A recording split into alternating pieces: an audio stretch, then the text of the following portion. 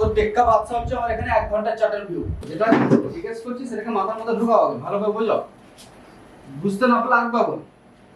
ওকে, এবার আমরা ইন্টারডেতে যাচ্ছি।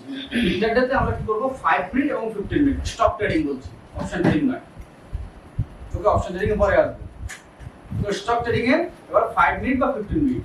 যদি রেজিস্ট্যান্সটা ব্রেক করে তাহলে আমি বাই করব, আর যদি ওটাকে ব্রেক না করে সেখান থেকে যদি মানে ডাউনওয়ার্ড আবার হয় তাহলে আমি সেল করব।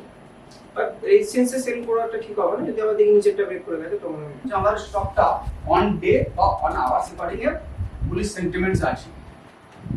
ওকে, বা বুলিশ সেন্টিমেন্টস এর কোনো সাপোর্টে আসছে, বারবার কনসেপ্ট গুলো মাথায় রাখতে হবে। বুলিশ সেন্টিমেন্টস এর সাপোর্টে আর বিয়ারিশ সেন্টিমেন্টের রেজিস্ট্যান্স। বুলিশ সেন্টিমেন্টস এর সাপোর্টে বাই করব, বিয়ারিশ সেন্টিমেন্টস এর রেজিস্ট্যান্স সেল করব, একটাই উত্তর। বিয়ারিশ সেন্টিমেন্টস বলেই দিচ্ছে আগে যে বিয়ারিশ সেন্টিমেন্টস মানে ডাউন ট্রেন্ড।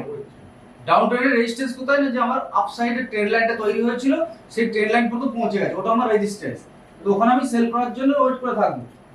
বিড়াল যেমন শিকার ধরার জন্য ওয়েট করে থাকে, যে কত থেকে বেরোলেই দুটা খাবো, আমাকে ওইখানে ওয়েট করে থাকতে হবে যে বুলিশ সেন্টিমেন্টসে সাপোর্টে পাই, বিয়ারিশ সেন্টিমেন্টে রেজিস্ট্যান্সে সেল। মেন কথা হচ্ছে তো আমার ভিউ কোন দিকে, ঠিক আছে? ভিউ যদি আমার ক্লিয়ার থাকে, না আমি প্রথম প্রফিটটা বুক করবো আগে। ভিউ যদি ডাউন সাইডে থাকে আমার পুট নেবো।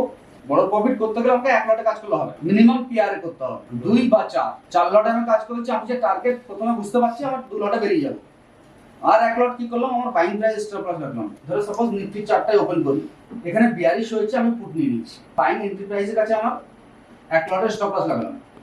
আরেক লটের স্টপ লস এই ইন্ডেক্সের বিপরীতে এর উপরে যদি চলে আসে তখন।